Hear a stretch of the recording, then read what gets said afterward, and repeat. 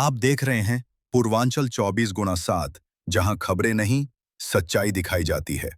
मैं हूं आपका साथी मोहम्मद साकिब और अब बात करते हैं आज की खबरों की।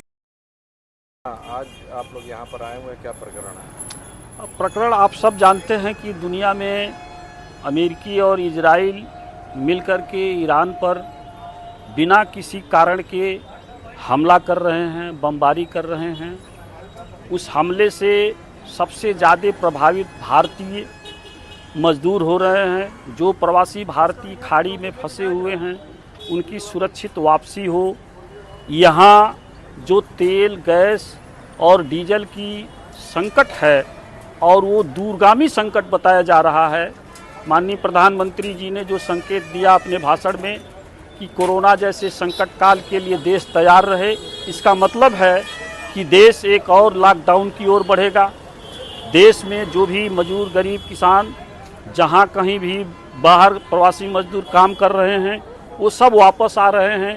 गैस के दाम बढ़ गए हैं, सारी महंगाई बढ़ रही है और आने वाले दिनों में जो लोगों के सामने जीवन जीविका का संकट होगा, उनके रहन सहन का संकट होगा।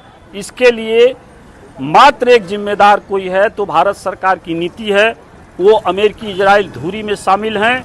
हम लोगों की मांग है कि भारत सरकार अमेरिकी इजराइल धुरी से बाहर आए और जो दुनिया का नेतृत्व, हमारी परंपरा जो गुटनिरपेक्षता की रही है, उसके तहत हमारा संबंध ईरान से बहुत पुराना रहा है।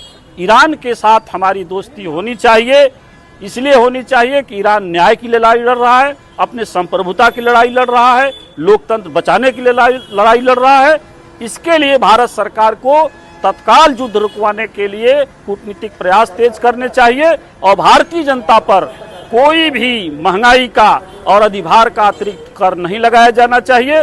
और जो भी मजदूर हमारे गोरखपुर से जो भी मजदूर भाई खाड़ी देशों में हैं, उनकी सकुशल वापसी भारत सरकार कराए।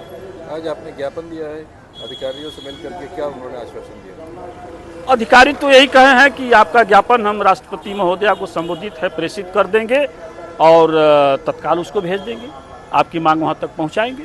आपकी मांग के लिए आपने समय दिया है कुछ शासन को? अब समय तो हम लोगों ने, पूरी देश का मामला है तो समय तो आज एक सप्ताह से हम लोग विरोध कर रहे हैं। 23 से शुरू है, भगत सिंह शहादत दिवस के अवसर से लेकर के आज 31 मार्च है।